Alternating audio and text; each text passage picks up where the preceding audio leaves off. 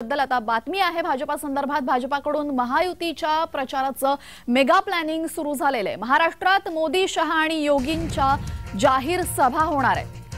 तरुण, महिला आणि इतर घटकांपर्यंत पोहोचण्यासाठी ही महायुतीची मोठी रणनीती आखली जाते।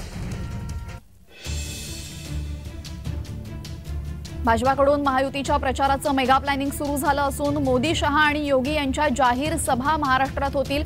अनेक तरुण, महिला आणि इतर घटकांपर्यंत पोहोचण्यासाठी महायुतीची रणनीती तयार आहे।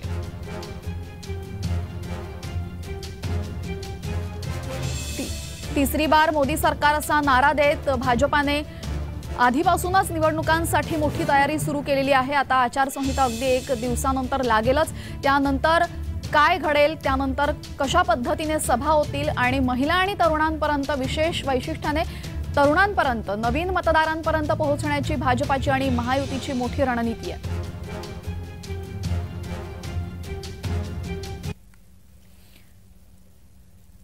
आपल्यासोबत आमचे प्रतिनिधी मनोज दाळकर जोडले गेलेले आहेत। मनोज, महायुतीचं महा प्लॅनिंग सुरू झालेलं आहे, मोठी रणनीती त्यांनी आखलेली आहे, नक्की काय आहे या रणनीतीचा भाग?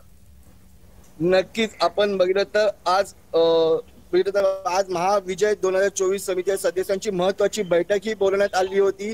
लोकसभेची यादी जाहीर होताच भाजपकडून निवडणुकीच्या तयारीला देखील सुरुवात झालेली आहे आणि यासाठी भाजप आपल्याला बघितलं तर भाजपकडनं 412चा हा नारा दिला गेला आहे आणि त्यावरती ही बैठकाची महत्वाची बैठक ही बोलवण्यात आलेली होती। आणि या बैठकीसाठी आपण पाहिलं श्रीकांत भारती असतील, प्रवीण दरेकर असतील, चित्रा वाघ असतील, तसेच आदी नेते या बैठकीला उपस्थित होते। आणि आपण पाहिलं या बैठकीमध्ये महत्वाचा निर्णय घेण्यात आला आहे, तो म्हणजे प्रचाराचा। आणि त्यामध्ये आपण पाहिलं तर पहिला भाजपच्या पहिल्या फळीतले जे नेते या प्रचारामध्ये देखील उतरणार आहेत। आणि महत्वाचं म्हणजे आपण पाहिलं तर पंतप्रधान नरेंद्र मोदी असतील, अमित शहा आणि योगी आदित्यनाथ हे देखील प्रचारामध्ये हे उतरणार आहेत। आणि आपण पाहिलं तर संपूर्ण प्रचार हे ज्या ज्या ठिकाणी निवडणूक म्हणजे जागा आहे त्या सर्व ठिकाणी जागेवरती हे आपले प्रचार करणार आहेत। आणि महत्वाच्या या प्रचारामधून आपण सर्व घटकांपर्यंत, तसेच आपण युवक असतील, महिला असतील, तसेच सर्व घटक असतील, या सर्व घटकांपर्यंत पोहोचण्याचा देखील यामध्ये रणनीती आखण्यात आलेली आहे। आणि